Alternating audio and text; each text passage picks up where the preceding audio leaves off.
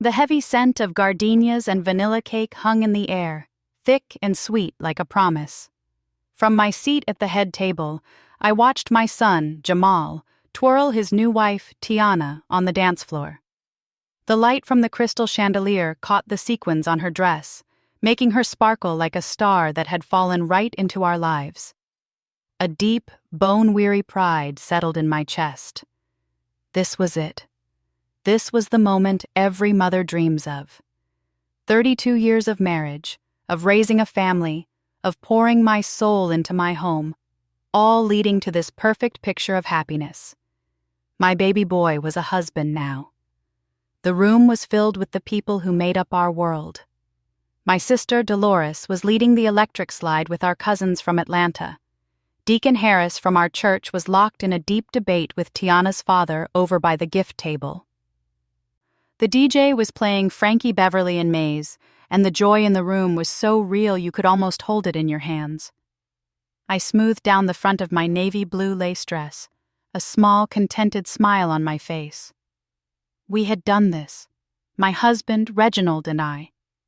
We had built a life, a family, a legacy. But a cold draft cut through my warm thoughts when I glanced at the man sitting beside me. Reginald wasn't watching our son. He wasn't tapping his foot to the music. His gaze was distant, his jaw set in a way I knew all too well. It was the look he got right before he was about to blow up a business deal or fire an employee. It was a look that never, ever meant anything good.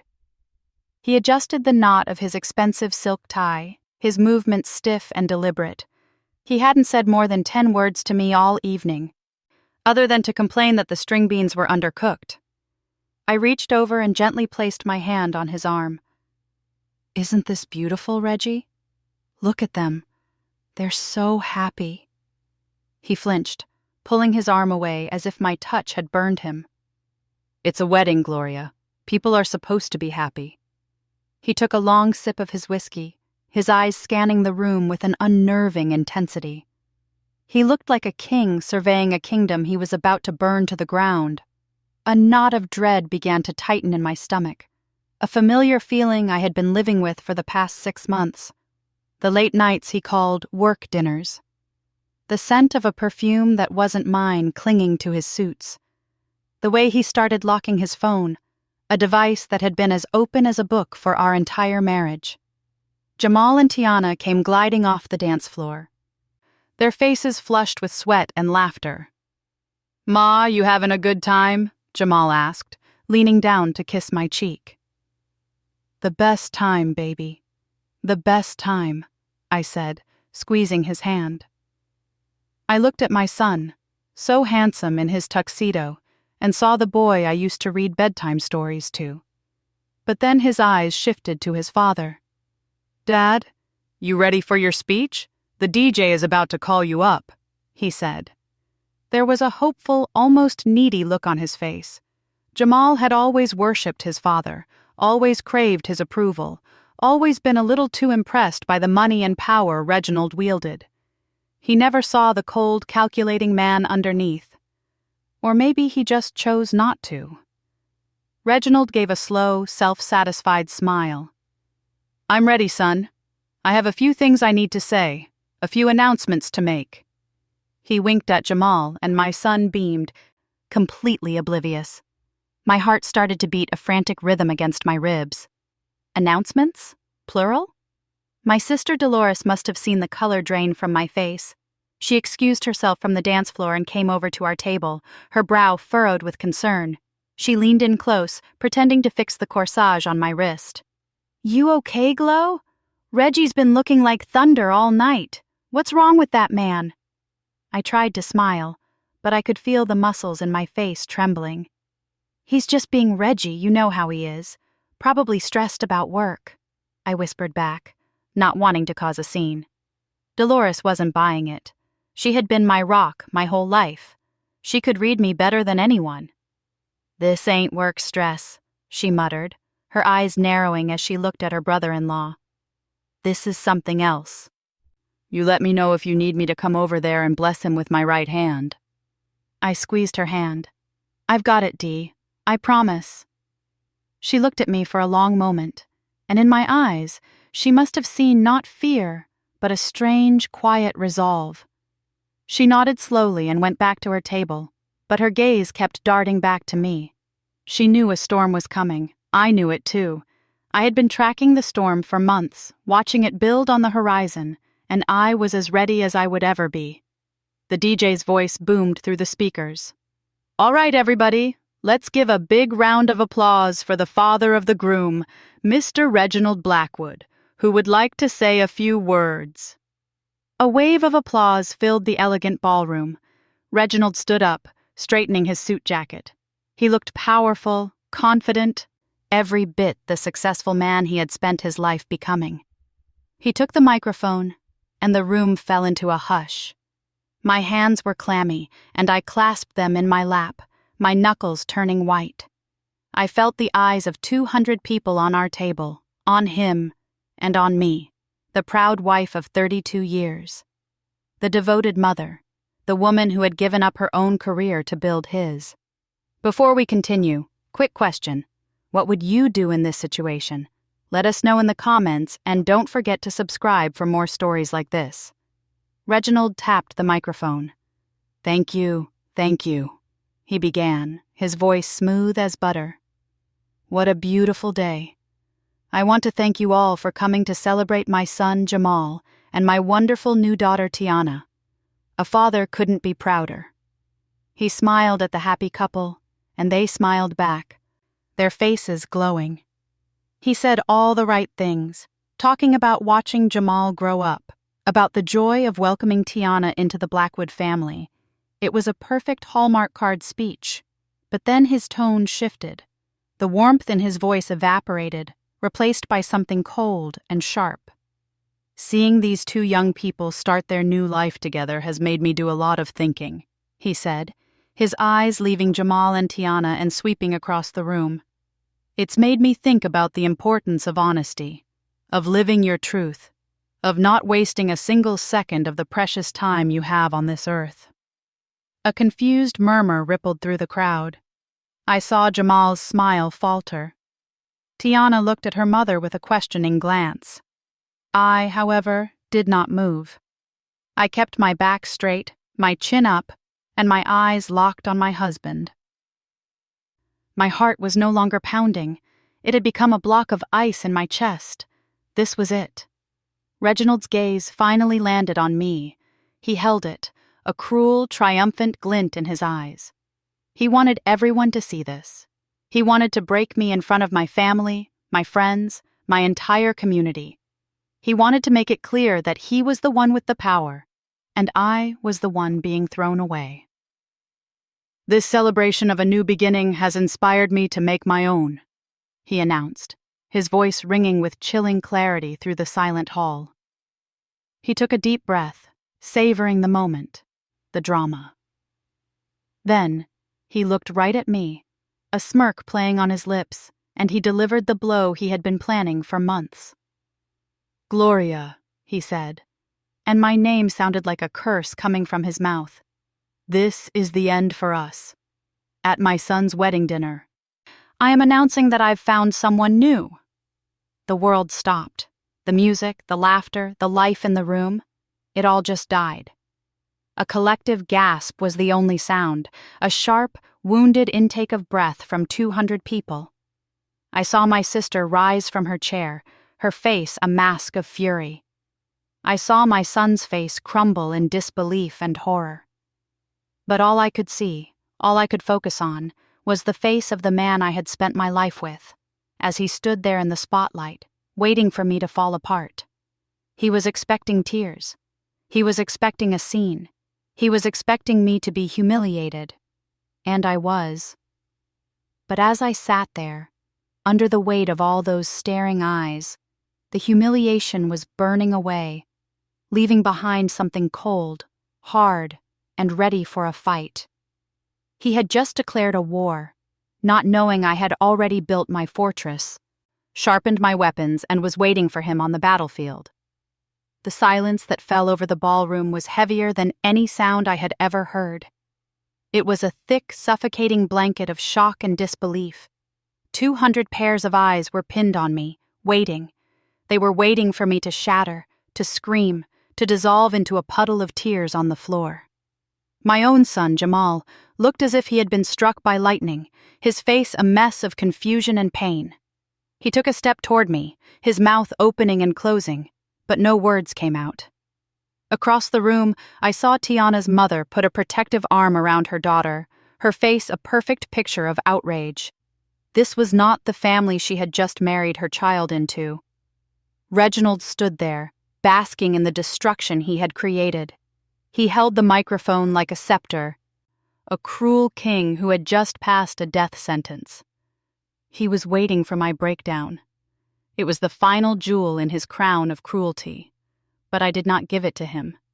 Instead, I felt a strange and terrible calm wash over me. The ice in my chest began to spread through my veins, chilling my fear, freezing my pain. This was not the end of my world. This was the first day of my freedom. I slowly, deliberately picked up my napkin and dabbed the corners of my mouth, my movements unhurried. I looked up at my husband of 3 decades, the father of my children, and I met his gaze without flinching. He faltered. This wasn't the reaction he'd planned for. "Did you hear me, Gloria?" he said, his voice a little louder, a little less sure of itself. "It's over." As if to prove his point, he gestured to a table near the back of the room, where some of his colleagues from his real estate firm were seated. A young woman stood up, looking nervous but triumphant. Chantel, his secretary. Barely 30, squeezed into a red dress that was 2 sizes too small. She was the source of the cheap perfume on his suits, the reason for the secret credit card bills I'd been finding for months. So he had brought her here, to our son's wedding. The sheer, unmitigated gall of it almost took my breath away. My sister Dolores was already moving, her heels clicking like gunshots on the polished floor. "Reginald, you sorry excuse for a man," she bellowed, her voice shaking with rage. "You will not do this to my sister!" Several of our cousins stood up with her, ready for war. "No, Dee," I said, my voice surprisingly steady. It cut through the tension in the room. "Sit down." "I've got this." Dolores stopped, her eyes wide with surprise. She looked from me to Reginald and then back to me. She saw the steel in my spine and slowly, hesitantly, she returned to her seat. I stood up. I wasn't as tall as Reginald, but in that moment, I felt like I towered over him. I walked around the table and took the microphone from his stunned hand. He let it go without a fight, his eyes wide with confusion. The room was so quiet you could hear the ice melting in the water glasses. "First of all," I began, my voice amplified through the speakers, calm and clear, "I want to apologize to all of our guests, especially to Tiana and her beautiful family. This day is about love and new beginnings, and I am so sorry that it has been tainted by this unpleasantness." I looked at Tiana, and her eyes were filled with a mixture of pity and admiration. I gave her a small, reassuring nod. Then, I turned my attention back to the man who was now just Reginald. "You're right, Reggie. Seeing our son start his new life has made me do a lot of thinking, too. It made me think about honesty, about loyalty, and about the fine print." A flicker of unease crossed his face. "You see," I continued, letting my gaze sweep over the crowd, our friends, our family, the people from our church. "I am not a fool, and I am not weak. For the last 6 months, while you were having your new beginning, I was having one of my own. I was beginning to learn just how dishonest you are." The smug look on Chantel's face in the back of the room began to curdle. "While you were taking secret trips, I was meeting with a private investigator. While you were whispering on the phone at midnight, I was talking to a forensic accountant. And while you were draining our joint savings and retirement accounts to buy your new friend here expensive gifts and set her up in a condo, I was meeting with a lawyer." Reginald's face went from pale to ashen. The blood had drained from it completely. "Gloria, what are you talking about? Don't make a fool of yourself." "A fool?" I laughed, a short, bitter sound. The only fool here is you, Reginald. You thought you were so smart. You thought you had me trapped. But you forgot about the prenuptial agreement. The one you made me sign 32 years ago. The one you thought would protect you and leave me with nothing. I paused, letting the words hang in the air. Don't. You were so worried about me leaving you that you put in a strict infidelity clause. You were so worried about me taking your money that you added a clause about financial fraud. You just never imagined that those clauses would one day apply to you. From a table near the back, a sharp, poised young woman stood up. It was Ayanna Washington, my niece and one of the brightest lawyers in the city. I had told her to come tonight, just in case. She walked toward the head table with a calm, purposeful stride, carrying a thick manila envelope. She was my hidden strength, my secret weapon. Reginald Blackwood, Ayanna said, her voice crisp and professional. She didn't look at him with hatred, but with the cool detachment of a surgeon about to make a precise incision. You are being served. She placed the envelope squarely on the table in front of him. I leaned into the microphone one last time, my eyes locked on his. Those are divorce papers, Reggie. And that's a court order, effective immediately, freezing every single asset. The bank accounts, the properties, the business, all of it. The trap you set for me all those years ago? You just walked right into it. You wanted a new beginning? Well, here it is. You just lost everything. Reginald stared at the envelope as if it were a snake. Then his head snapped up, his face a grotesque mask of pure, unadulterated rage. His illusion of power was shattered. He was exposed, outmaneuvered, and humiliated in front of everyone he had wanted to impress. You witch! He roared, lunging across the table, not at me, but at the papers, trying to rip them to shreds. But Tiana's father and my cousin Robert were already there, grabbing his arms and hauling him back. He struggled against them, his expensive suit now twisted and rumpled. He was screaming, vile, ugly words that I won't repeat. Words filled with the poison of a man who had lost complete control. The wedding coordinator was on his radio, and within seconds, 2 large security guards appeared. They took him from my relatives, their grips firm and unyielding.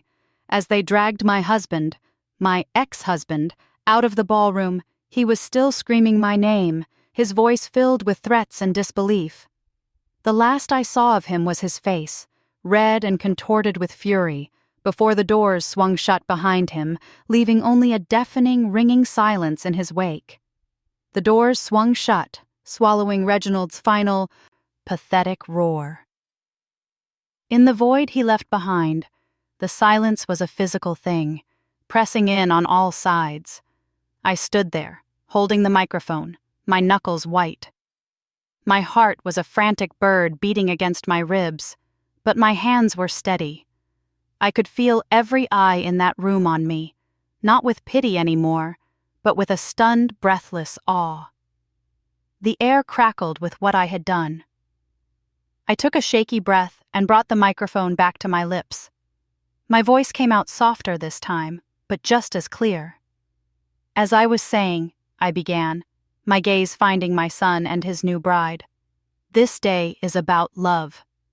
I gave a signal to the DJ, a man named Cool Chris who I'd known since he was a kid spinning records at neighborhood block parties. I had spoken to him earlier in the week, just in case. Chris, I said into the mic, I believe the bride and groom requested As by Stevie Wonder next. I think now would be a perfect time to play it. Chris, bless his heart, didn't miss a beat. He gave me a sharp nod, and a moment later, the opening chords of that beautiful song filled the room, a wave of hope washing over the wreckage. I'll be loving you always, Stevie sang. I turned to our guests. Please, I said, my voice thick with emotion. For Jamal and Tiana. Don't let the ugliness of one man spoil the beauty of this moment. Eat, drink, and please get on that dance floor and celebrate this union. Slowly, hesitantly at first, people began to move. My sister Dolores walked up to Tiana's father and led him onto the dance floor. Deacon Harris guided his wife out for a slow dance. A few brave cousins started a new line dance. Life, shaky but determined, was flowing back into the room. I had not let him win. I had not let him burn it all down. But my son, Jamal, was a different story. He stood frozen, his face pale, his tuxedo suddenly looking like a costume on a boy who was in way over his head. He wasn't looking at his wife. He was staring at me, his eyes filled with a new kind of horror, one that was directed at me. "Ma," he whispered, his voice cracking. "How could you?" I flinched as if he had slapped me. "How could I? Jamal, did you not hear what your father just did?" "I heard him. Everybody heard him," he shot back, his voice rising. Tiana put a gentle hand on his arm, but he shook it off. "But did you have to do all that? Here? At my wedding? You served him papers at my wedding dinner?" The injustice of his question hit me like a physical blow. All the years I had defended Reginald to him, smoothed over his father's coldness, explained away his absences. All for this. For my own son to blame me for fighting back. Before I could answer, Dolores was there, her patience gone. "You better watch your mouth, young man," she said, her voice low and dangerous. "Your mother just saved your inheritance and her own dignity, and you're worried about appearances. Your father brought his mistress to your wedding and tried to destroy your mother in front of 200 people. Where is your anger for him?" "He's still my father," Jamal yelled, and the words hung in the air, raw and wounded. "This was supposed to be the best day of my life, and you both ruined it." He turned and stormed away, not toward the dance floor, but toward the exit leading to the gardens, leaving his new wife standing there looking lost and heartbroken. Tiana watched him go, then turned to me, her eyes shining with unshed tears. "Mrs. Blackwood, Gloria, I am so sorry," she said, her voice trembling. "He doesn't mean it. He's just in shock." I reached out and took her hand. It felt so small and delicate in mine. "I know, baby, and you call me Gloria. We're family now, for better or worse." I looked at this young woman, who was showing more grace and understanding than my own son, and my heart ached for her, for us. "Go to your husband," I told her gently. "He needs you right now, even if he doesn't know it." She gave me a grateful look and hurried out after Jamal. I watched them go, the weight of it all finally crashing down on me. I had won the battle, but the war was just beginning. And the first casualty was my relationship with my son. Ayana, my niece, came and stood beside me, putting a firm, comforting arm around my shoulders. "You did what you had to do, Auntie Glo," she said. "He'll understand one day. You did this to protect the grandkids he and Tiana will have one day. Reginald was trying to steal their future before they were even born." She was right. I thought of my daughter, Kimberly, and my 2 grandbabies, little Noah and Ava, who were safe at home with a sitter. I had done this for them, too. So the legacy I helped build wouldn't be squandered on a cheap affair. I had to believe that. We stayed until the last guest had trickled out, a slow procession of friends and family offering hugs, whispered words of support, and promises to call me tomorrow. Dolores refused to let me go home alone to that big, empty house, so we drove to her place, a cozy duplex filled with the scent of cinnamon and the clutter of a life well lived. I sank onto her sofa, the adrenaline finally draining away, leaving me feeling hollowed out and ancient. The elegant navy dress felt like a costume now. The pride I felt just hours ago seemed like a distant memory from another lifetime. Dolores handed me a mug of chamomile tea. I held it in my hands, letting the warmth seep into my cold fingers. The triumph was gone, replaced by a deep, profound grief. 32 years. It wasn't just a marriage that had died tonight. It was my entire life as I knew it.